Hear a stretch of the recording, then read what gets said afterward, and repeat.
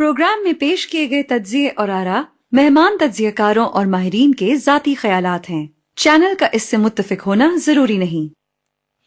FM 98 दोस्ती channel के Islamabad studio से प्रोग्राम हम कदम में नासिर महमूद खान आप सभी को खुशामदीद कहता है और अस्सलाम वालेकुम। जहाँ जहाँ तक आवाज़ पहुँच रही है, उम्मीद है हमारे सभी देखने और सुनने वाले खैरियत से होंगे, अपना और अपनों का ख्याल रखते होंगे और उम्मीद है कि साल 2025 के 11वें महीने का 26वां दिन आपका अच्छा गुजरा होगा।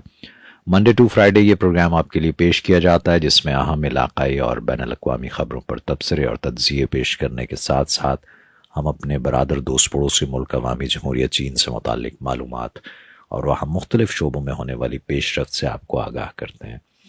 नाज़रीन और सामीन, जैसा कि आप सभी जानते हैं कि क्लाइमेट चेंज जो है ये एक बहुत संगीन चैलेंज इस वक्त इंसानियत को दरपेश है और इसके चैलेंजेस से निपटने के लिए बहरहाल संजीदा कोशिशों की ज़रूरत पे ज़ोर तो दिया जाता है, लेकिन हम देखते हैं कि चीन आगे बढ़ के इसमें जिस तरह से अपना किरदार अदा कर रहा है वो न सिर्फ इस इलाके के लिए, इस खत्ते के लिए, बल्कि दुनिया के लिए भी बहुत अहमियत का हामिल है। और ऐसा नहीं कि वो दुनिया के मुख्तलिफ फोरम्स में, जैसे कि अभी हाल ही में COP30 हुई और हम ये कहें कि जो इस तरह के फोरम्स होते हैं उसमें सिर्फ ज़बानी जमा खर्च होता है। चीन ने अपने यहाँ भी ऐसे इकदाम किए हैं जो दुनिया के लिए बहरहाल एक बहुत जिंदा और जावेद किस्म की मिसाल भी आप उनसे कह सकते हैं। मिसाल के तौर पे हम बात कर लेते हैं, चीन का एक शुमाली शहर है ऑर्दोस, वहाँ पे आज से दहाइयों पहले क्या सूरत हाल थी और अब उसको अगर हम देखते हैं तो वो मौजूदा जो क़यादत है सदर शी जिनपिंग की, उनकी ज़ेरे क़यादत और उनके विजन के साथ जिस तरह से वहाँ पे काया पलट हुई है और अब 90% से ज़ायद वहाँ पे ग्रीन इलेक्ट्रिसिटी और रिसाइकलिंग वेस्ट वाटर और ये सब चीज़ें वहाँ पे इस्तेमाल हो रही हैं, इसका न सिर्फ उनकी इकॉनमी पे बहुत अच्छा असर पड़ा है बल्कि माहौलियात पर भी। हमारे साथ टेलीफोन लाइन पे मौजूद हैं सीनियर तज्जियाकार और चीन के उमूर के माहिर खालिद तैमूर साहब। अस्सलाम वालेकुम। जी वालेकुम अस्सलाम। बहुत शुक्रिया आपके वक्त का खालिद साहब। मैं जिक्र कर रहा था इस एक शहर का एक नमूने के तौर पे, अदरवाइज तो हम देखें चीन में जगह जगह हमें ऐसे बहुत से इकदाम नज़र आते हैं। चलिए हम इसी शहर की बात कर लेते हैं। आपने चूँकि चीन जो है वो, मेरा तो ख्याल है कि तकरीबन पूरा ना सही लेकिन 70-80% तो आपने देख रखा है। सर बताइए कुछ हमें इस बारे में। जी थैंक यू वेरी मच। 70-80% तो नहीं, मैं कहूँगा तकरीबन 50-60% देखा है मैं अभी तक। तकरीबन तो बहुत बड़ा है, ठीक कह रहे हैं आप। 57 सिटीज में अभी तक जा सका हूँ और अभी कोशिश है कि बाकी शहर भी देखें। ऑर्दोस का जो आपने जिक्र किया, और ऑर्दोस का अभी प्रोग्राम शुरू होने से पहले जैसे ही आपने ऑर्दोस का जिक्र किया तो मेरे माइंड में आ गया कि जी वो ऑर्दोस की एक खास बात सबसे पहले मैं आपको बता दूं। ये बेसिकली जो चीन की सरहद लगती है मंगोलिया की तरफ, वहाँ पे एक ऑटोनमस रीजन है, उसको इनर मंगोलिया ऑटोनमस रीजन कहते हैं। वहाँ पे ये शहर है और इस शहर की सबसे खास बात यह है कि शहर में चंगेज खान का मौज़ोलियम है। चंगेज खान की जो कब्र है, जो उनका मौज़ोलियम है, वो यहाँ पे है। तो ये बड़ी खास बात है। और वहाँ पे जो एथनिक मंगोल्स हैं वो तो चंगेज खान को अपना आप समझ लें कि बहुत हीरो भी था उस टाइम का, और वहाँ पे उसकी पूजा करते हैं। और वो दूर दूर से इलाके के जो लोग हैं, मंगोलिया से भी और जो चाइना का इनर मंगोल एरिया उधर से भी आते हैं और बड़ी तादाद में वहाँ पे। हमारे यहाँ तो साल में एक दफा ही उर्स होता है, तो वो समझे उधर चंगेज खान के मज़ार पे हर वक्त ही बहुत सारे लोगों का रश रहता है। मुझे जब उधर जाने का इत्तेफाक हुआ तो वहाँ पे मतलब इतनी लंबी लाइन लगी हुई थी उस चंगेज खान के मौज़ोलियम के अंदर जाने के लिए कि हमें तकरीबन, मुझे अच्छी तरह याद है, को 3.5 घंटे लगे थे सिर्फ उसके वो जो अहाते में दाखिल होने के लिए। तो ऑर्दोस की बड़ी वैल्यू है। चंगेज खान यहाँ से ऑपरेट करता था और चंगेज खान का यहाँ पे काफी बड़ा सेंटर था। उसके बाद ऑर्दोस के अंदर एक और बड़ी खास चीज है कि क्योंकि चंगेज खान जहाँ फतुहात करके आता था तो वो उधर से जो लूट मार का सामान होता था उसकी फौज वाले जब लेके आते थे तो चंगेज खान को आर्ट का बड़ा शौक था। तो वहाँ का जो ऑर्दोस म्यूजियम है उसके अंदर आर्ट के नमूने जो हैं वो उस जमाने के ऐसे ऐसे पड़े हुए हैं कि वो चंगेज खान जब किसी भी शहर को जब फतह करता था तो उधर के जो लोकल लोग हैं वो कहते हैं कि वो उधर लूट मार उस तरह की नहीं करता था कि लोगों से खाने पीने की चीजें खींच ले या कुछ और खींच ले। वो उनके आर्ट के नादिर नमूने डिस्ट्रॉय भी नहीं करता था बल्कि वो लाके मुख्तलिफ जो उसकी फतुहात के इलाके थे वहां पे सजा लेता था। तो उर्दू सुनने से उस जमाने में एक शहर था। और उसकी खास बात यह है कि ये जो चाइना का मशहूर येलो रिवर है वो भी यहाँ से गुजरता है और उसके अलावा यहाँ से डेजर्ट्स भी गुजरता है, यहाँ पे डेजर्ट भी है। और इसकी एक और जो सबसे खास बात है वो ये है कि ये यहाँ पे चीन के तकरीबन सबसे बड़े जो कोल रिजर्व जो हैं वो यहाँ पे हैं। और ये पुराने जमाने में इस इलाके को ब्लैक गोल्ड का नाम दिया जाता था। मतलब जब कम्युनिस्ट पार्टी ने टेक ओवर किया चीन में हुकूमत में तो उस टाइम पे चीन के जो मिनरल्स के बड़े जखायर जहाँ से वो निकल रहा था, कोल निकल रहा था, उसमें आर्दोस शामिल था। तो आर्दोस को उस जमाने में ब्लैक गोल्ड का इलाका कहते थे। और यहाँ पे बहुत सारे मतलब इलाका बहुत बड़ा था और लोग बहुत कम रहते थे। और लोग इसी वजह से कम रहते थे कि यहाँ पे क्योंकि कोल माइंस थी तो जिसकी वजह से बस मजदूर ही होते थे जिन्होंने काम करना होता था, बाकी ज्यादा आबादी नहीं थी। क्योंकि जो आबादी इधर भी जो सेटल होती थी वो मुख्तलिफ किस्म का बीमारियों का शिकार हो जाते थे बिकॉज कोल के निकालना और वो जो पूरा प्रोसेस होता था उससे कार्बन एमिशंस वगैरह बहुत ज्यादा होती थी। लेकिन आज की तारीख में अगर हम ऑर्दोस की बात करें, क्योंकि मुझे तो पुराने जमाने में ऑर्दोस जाने का इत्तेफाक नहीं हुआ था, मैं तो 2024 में आर्दोस गया था। तो 2024 में आर्दोस आप सुन के ये मेरी बात सुन के आप बड़े हैरान हो जाएंगे कि चाइना का one of the zero carbon emission cities बन चुका हुआ है। मतलब वो जगह जो किसी जमाने में जहाँ पे लोग रहना पसंद नहीं करते थे कोल माइंस की वजह से, वो इस टाइम पे जो उसका इंडस्ट्रियल पार्क है वो जीरो कार्बन इंडस्ट्रियल पार्क कहलाता है।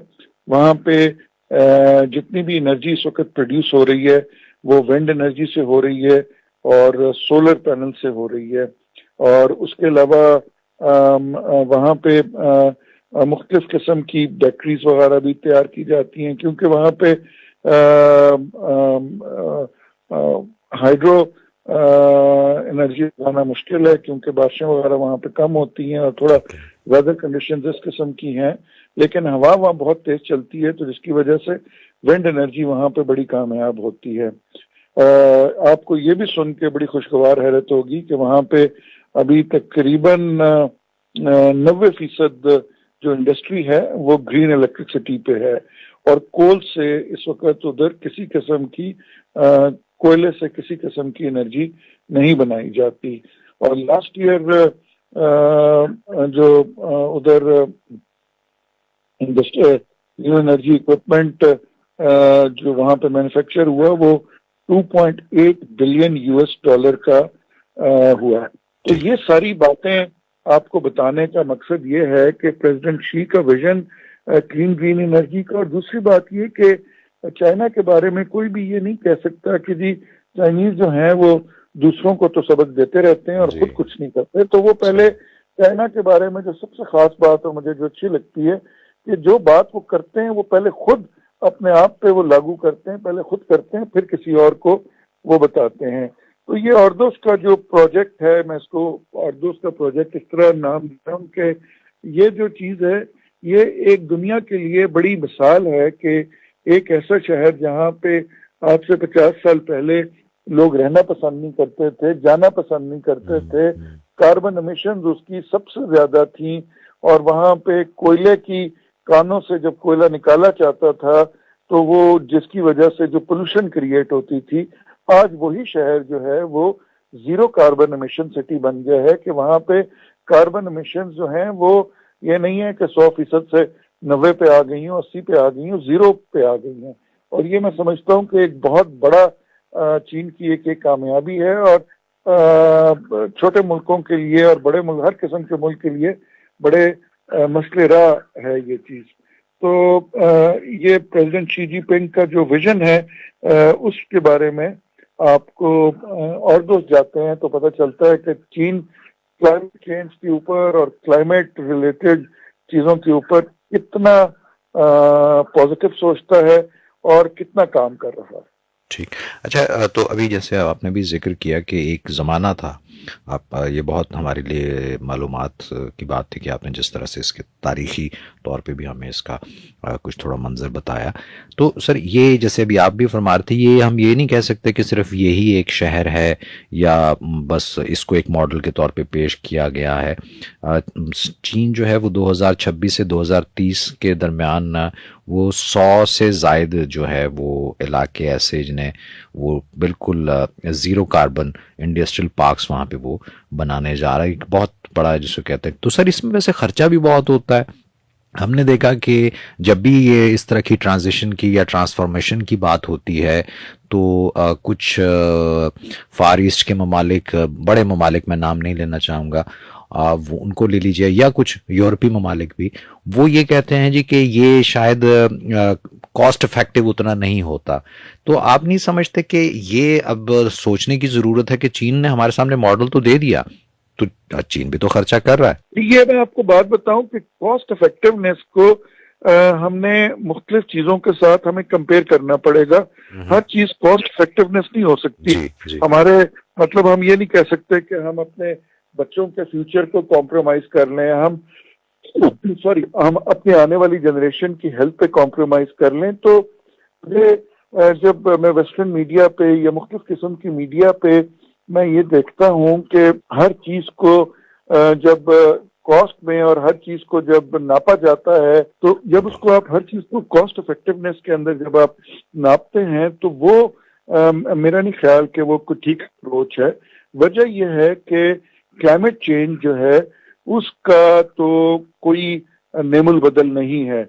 हमें क्लाइमेट चेंज से बचना है। हमें जो एक पूरी दुनिया के अंदर जो इस टाइम पे एक ग्रीन रेवोल्यूशन लाने की कोशिश की जा रही है, जो इंडस्ट्रियल वेस्ट की वजह से जो कार्बन एमिशंस और जो दूसरी एमिशंस हो रही हैं उससे बचने की कोशिश की जा रही है, अगर वो हम नहीं करते तो आने वाले टाइम में तो हमारी जनरेशन्स के लिए ऑक्सीजन कम पड़ती जाएगी, पानी कम पड़ता जाएगा, और दुनिया आहिस्ता आहिस्ता जो है वो एक ऐसे पॉइंट ऑफ नो रिटर्न पे चली जाएगी कि जिधर टेम्परेचर्स बढ़ते जाएंगे, बर्फें सारी पिघल जाएंगी, और एक आने वाली जनरेशन्स के लिए भी तो हमने सोचना है।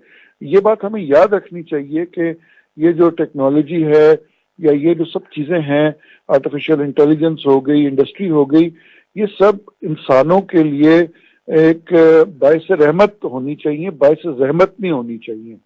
तो हमें क्लाइमेट चेंज में भी ऐसे इकदाम करने की जरूरत है कि जो कि हमारे लिए बाइस रहमत बने, ना कि बाइस ज़हमत बने। तो मेरा नहीं ख्याल कि ये सारी चीजों को पैसों में नापा तोला जा सकता है। चाइना जो इकदाम कर रहा है, चाइना के अंदर जो उनका 2026 से 2030 तक का जो प्लान है वो बड़ा ह्यूमन सेंट्रिक है। वो इंसानों के लिए, अपने मुल्क में रहने वाले लोगों के लिए करना चाहते हैं। और बल्कि मैं सामीन की तवज्जो के लिए ये भी बताऊंगा कि आज की अंग्रेजी अखबारों में और उर्दू के अखबारों में अगर आप देखें तो चाइनीज कौंसल जनरल जो लाहौर में है उनका एक मजमून छपा हुआ है, और वो मजमून बड़ा पढ़ने के लायक है, और जिसके अंदर ये बात लिखी हुई है। शुरू इसी तरह हो रहा है कि ह्यूमन सेंट्रिक जो प्लान है इनका 2026 से 2030 का, तो 2026 से 2030 के प्लान में वो कौंसल जनरल का भी मैं सुबह मजमून पढ़ रहा था, वो आज की किसी भी आप अंग्रेजी के अखबार उठाएं तो उसके अंदर आपको वो मिल जाएगा, पेज नंबर 2 या 3 पे है वो।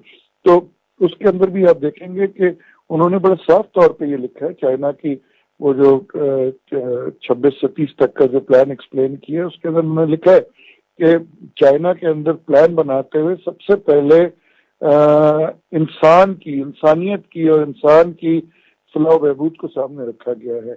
कोई भी इंडस्ट्री, कोई भी आर्टिफिशियल इंटेलिजेंस जो है वो मेरा ख्याल में इंसानों से आगे तो नहीं है। ये जो इंसान चीजें बना रहा है, ये जितनी इंडस्ट्री में रेवोल्यूशन आ रही है वो हमारे लिए एक ईज पैदा करने के लिए आ रही है, ना कि वो हमारी जिंदगियों को खत्म करने के लिए या जिंदगी को मुश्किल बनाने के लिए आ रही है। तो मेरे ख्याल में चीन इस बात के ऊपर सबसे ज्यादा जोर देता है। चीन कहता है कि सबसे पहले हमने अपनी आने वाली जनरेशन्स के लिए हम किस किस्म की दुनिया बना रहे हैं, हमें इस पे गौर करना चाहिए। क्या हम इंडस्ट्री और क्या हम हथियारों की दौड़ में, इंडस्ट्री की दौड़ में कहीं इतना आगे तो नहीं निकल जाएंगे कि जहाँ पे क्लाइमेट ही हमारे हाथ में ना रहे। क्योंकि क्लाइमेट अगर खत्म हो जाता है तो इंडस्ट्री को तो आप कम या ज्यादा कर सकते हैं, लेकिन अगर दुनिया का सारा बर्फ पिघल जाती है या दुनिया का पानी कम हो जाता है या दुनिया के अंदर ऑक्सीजन नहीं होती तो उसका तो कोई निमल बदल नहीं है ना। तो मेरे ख्याल में जो चीनी पॉलिसीज हैं वो बड़ी स्टेबल हैं, और चीन जो है वो अभी COP30 में भी चीन वालों ने, ब्राजील में भी यही बातचीत की है। हर जगह चीन यही बात करता है कि हमें ह्यूमन सेंट्रिक पॉलिसी बनानी चाहिए, ऐसी पॉलिसी बनानी चाहिए जिससे इंसानियत का फायदा हो, ना कि ऐसे मिस एडवेंचर्स में हमें पड़ना चाहिए कि जिसकी वजह से हमारा क्लाइमेट डिस्ट्रॉय हो जाए। अच्छा सर, ये इसमें अब थोड़ा सा हम अगर न्यू इलेक्ट्रिक व्हीकल्स जो हैं उन पे आ जाएं, वो भी उसमें भी देखते हैं कि चीन ने एक चीज़ शुरू की, और अब मैं थोड़ा सा ये कहना चाहूँगा जैसे कि दुनिया भर में इसकी जो मांग है वो सबके सामने है।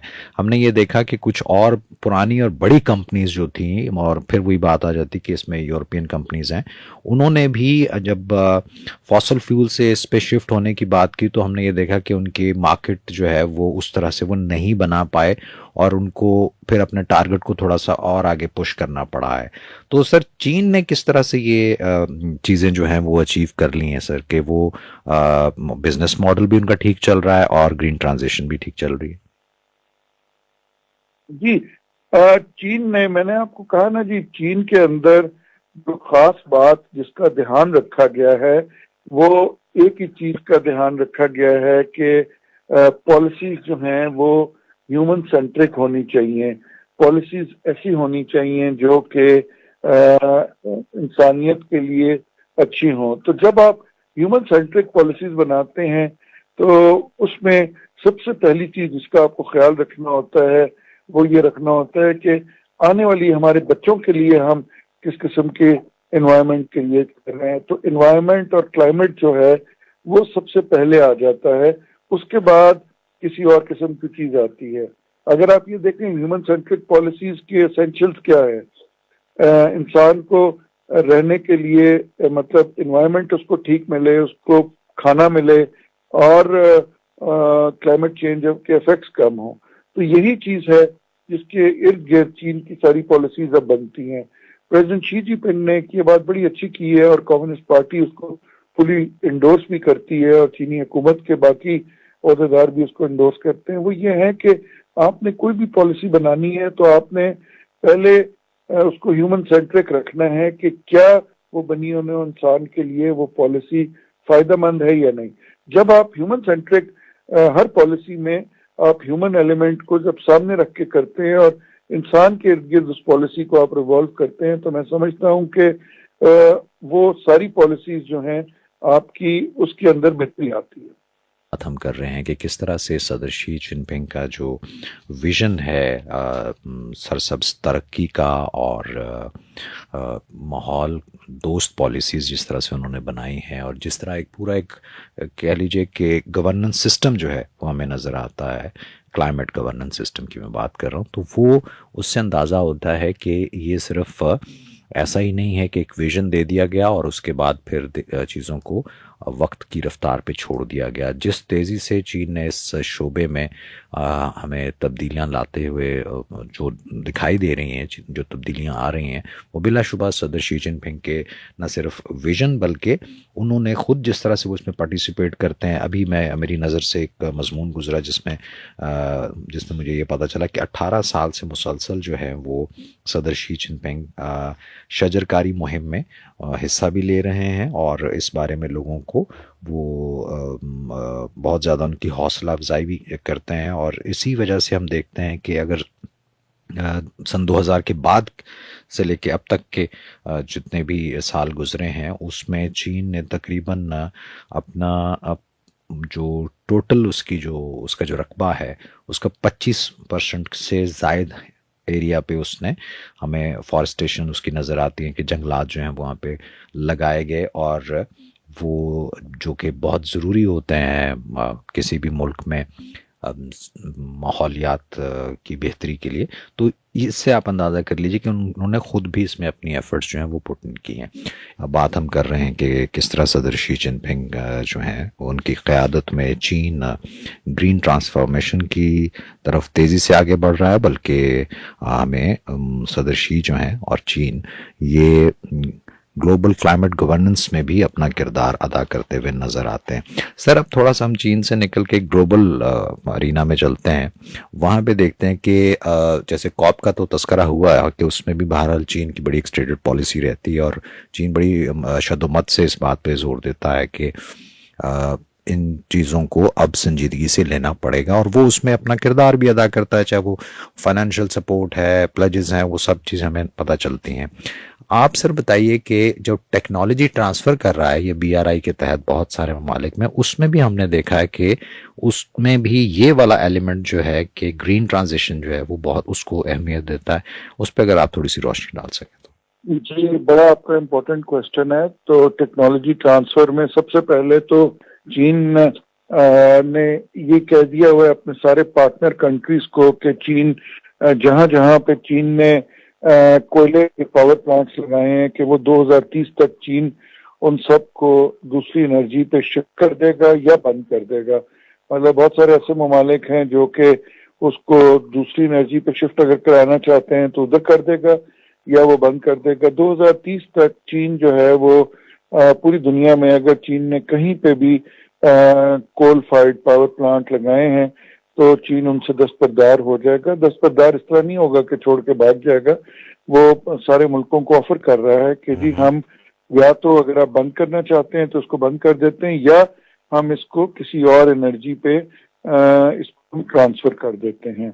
नंबर एक तो ये है। नंबर दो ये है कि चीन जितनी टेक्नोलॉजी BRI फेज 2 में ऑफर कर रहा है वो सारी क्लीन ग्रीन एनर्जी से रिलेटेड है। मैं खुद क्योंकि BRI के फेज 2 में B2B में काफी काम कर रहा हूं तो ये मैं बड़े वसूख से आपको बता सकता हूं कि सिर्फ और सिर्फ चीन से जो टेक्नोलॉजी ट्रांसफर होगी या आने वाले टाइम में हो रही है या अभी होगी आगे, वो सिर्फ और सिर्फ क्लीन ग्रीन एनर्जी की होगी। चीन उसमें हाइड्रो पे भी मुल्कों को कह रहा है आप चले जाएं, किसी को कह रहा है कि विंड एनर्जी पे जाएं, किसी को कह रहा है कि हम आपको सोलर पार्क्स बनाने में मदद कर देते हैं। उसके अलावा चीन को इस बात का भी ख्याल है कि विंड एनर्जी, हाइड्रो एनर्जी और सोलर एनर्जी को ये सारी वो एनर्जीज हैं जो कि साल के 365 दिन अवेलेबल नहीं होते। जिसमें फॉर एग्जांपल सोलर जो है, सोलर सेल्स रात के टाइम पे काम नहीं करते, वो तो दिन में सूरज में काम करते हैं। इसी तरह विंड का भी ये होता है कि हर वक्त तेज हवा नहीं चल रही होती, कभी हवा कम होती है, कभी हवा तेज चलती है। और तो इसमें चीन वालों ने इस चीज को बड़ा आसान तरीके से इस तरह किया है कि उन्होंने लिथियम स्टोरेज बैटरीज ऑफर करनी शुरू कर दी हैं। इसमें वो स्टोरेज बैटरीज ऑफर कर रहे हैं कि वो कहते हैं कि जी आपके पास जो एनर्जी बन रही है उस एनर्जी को आपने सेव भी करना है। तो एनर्जी सेविंग की तरफ भी चीन जा रहा है। उसके अलावा चीन जो है वो जिस तरह जो फॉसिल फ्यूल्स हैं उसका इस्तेमाल भी कम कर रहा है, डीजल का इस्तेमाल कम हो रहा है। पेट्रोल का इस्तेमाल कम हो रहा है। अभी पूरे चीन के अंदर इस वक्त किसी किस्म के मोटरसाइकिल पे जो टू व्हीलर्स हैं उनमें पेट्रोल नहीं डलता, वो सारे के सारे टू व्हीलर्स उनके इलेक्ट्रिक पे शिफ्ट हो चुके हुए हैं। इसी तरह चीन के अंदर जो पब्लिक ट्रांसपोर्ट की बसेस चलती हैं वो ग्रीन एनर्जी की तरफ ट्रांजिशन कर गई हुई हैं। और इसी तरह चीन के अंदर तकरीबन आप समझ लें कि इस वक्त 30 से 40% के दरमियान जो कारें हैं और जो ट्रांसपोर्ट सिस्टम है उनका वो इलेक्ट्रिक में शिफ्ट कर गया हुआ है। अब जब इलेक्ट्रिक के ऊपर शिफ्ट करते हैं तो बहुत सारे हमारे दोस्तों का सवाल ये होता है कि जी इलेक्ट्रिक कार को चार्ज करने के लिए बड़ा टाइम लगेगा, इलेक्ट्रिक कार की या इलेक्ट्रिक बाइक की जो इंड्योरेंस है उसको जो मतलब ये कि वो 500 किलोमीटर नहीं चल सकता, 600 किलोमीटर नहीं चल सकता। उसका भी मैं आपको ये बात बताऊं कि अमूमन जब आप अपनी गाड़ी का एक टैंक फुल कराते हैं पेट्रोल का या डीजल का तो वो 600 किलोमीटर से ज्यादा नहीं चलती। आपको 600 किलोमीटर के बाद आप उसके अंदर आपको रुकना पड़ता है, आपको डीजल या पेट्रोल आपको दोबारा डलाना पड़ता है। ये तो नहीं है कि 600 किलोमीटर चलने के बाद जो है आपकी गाड़ी एक दफा आपने पेट्रोल डलाया तो 10,000 किलोमीटर चलेगी। मैक्सिमम 500, 550, 600 किलोमीटर आपकी गाड़ी चलती है, उससे ज्यादा नहीं चलती। इसी तरह जो ई कार्स हैं वो उनकी इंड्योरेंस भी 500 से 600 किलोमीटर के दरमियान में है। अब आप जब किसी भी पेट्रोल स्टेशन पे या डीजल का दिलाने के लिए जब आप रुकते हैं तो मेरे ख्याल में आपका उधर रुकना, गाड़ी का इंजन बंद करना, उसके अलावा वो डलवाना, फिर उसको पैसे देना, वो सारे प्रोसेस में 10 से 12 मिनट तो लग जाते हैं। और चीन में अभी जो नया अपने वो लेके आए हैं जो चार्जिंग स्टेशन जगह जगह पे उनके लगे हुए हैं, उसका भी जो चार्जिंग टाइम है वो 7 से 10 मिनट है। तो मेरे ख्याल में हमें हकीकत की तरफ देखना चाहिए, हमें हकीकी स्टेटिस्टिक्स को मद्देनजर रखना चाहिए, फॉल्स प्रोपेगेंडे की तरफ हमें नहीं जाना चाहिए। और इस वक्त जो चीन क्लीन ग्रीन एनर्जी में कर रहा है हमें उसे सीखना चाहिए। हमारे यहाँ एक सेकंड हैबिट बन गई हुई है हमारी कि जी हम हर चीज के अंदर कीड़े निकालने शुरू कर देते हैं, किसी चीज की अच्छाई की तरफ कम देखते हैं और बुराई की तरफ ज्यादा देखते हैं। तो सर आपकी इस बात से तो मैं ये समझ सका हूं कि जो वो कहते हैं ना कि उस नीयत का होना और फिर उस पे कार्बन होना, उसके लिए उस अज़्म की जरूरत जो है वो ज्यादा इम्पोर्टेंट है। क्या सही सर? यस, मैं ये समझता हूं कि कार्बन एमिशंस को इस वक्त कंट्रोल करना जो है वो सबसे इम्पोर्टेंट है। कार्बन एमिशंस को अगर हम नहीं कंट्रोल कर सकते तो उसका क्लाइमेट पे बड़ा इफेक्ट होगा। क्लाइमेट के इफेक्ट्स को रोकने के लिए, क्लाइमेट चेंज के इफेक्ट्स को रोकने के लिए आपको उसके अंदर एक बड़ी इत्तेदाल पसंदी से चलना पड़ेगा। सिर्फ कार्बन एमिशंस को कंट्रोल करने से मसला हल नहीं होगा, आपको उसके अलावा भी वाटर प्रिजर्वेशन की तरफ भी जाना पड़ेगा कि पानी को प्रिजर्व कैसे किया जाए, पानी को जाया होने से कैसे बचाया जाए, पौधे ज्यादा लगाए जाएं ताकि हमारे एक ग्रीन एनवायरनमेंट क्रिएट हो। तो हमें ओवरऑल इन सब चीजों को साथ देख के साथ चलना पड़ेगा। तो वो मैं ये समझता हूं कि ये एक बेसिकली एक होलसम सोल्यूशन होता है।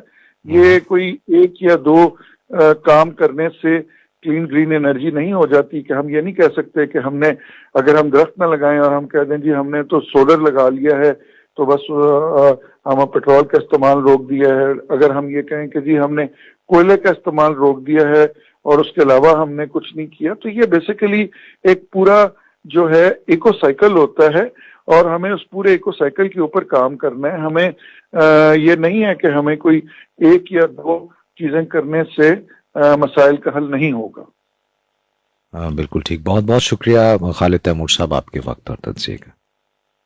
Okay, thank you very much.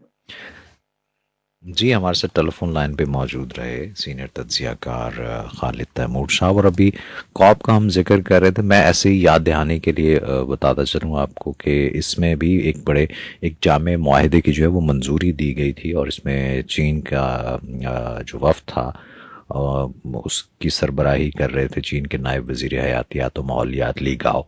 उन्होंने उसके बाद जब मीडिया को एक इंटरव्यू दिया तो उसमें उन्होंने कहा कि इस कॉन्फ्रेंस की सबसे अहम कामयाबी मौसमियाती तब्दीली के चैलेंजेस से निपटने के लिए यकजहती और ताउन के नाम से एक जामे मुआहदे पर इत्तेफाक है, और पेरिस अकॉर्ड से अमेरिका की दस्तबरदारी और आलमी मौसमियाती गवर्नेंस को दरपेश मुश्किलात और चैलेंजेस के पेश नज़र ऐसा मुआहदा तय पाना कोई आसान नहीं था।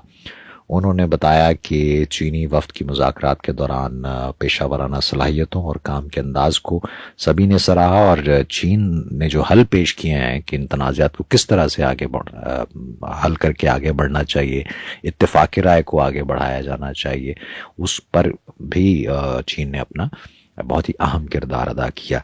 आज के इस प्रोग्राम से अपने मेज़बान नासिर महमूद खान को इजाज़त दीजिए। ज़िंदगी शर्त है, और अगर सेहत ने इजाज़त दी तो आपसे फिर यहीं से दोबारा मुलाकात होगी।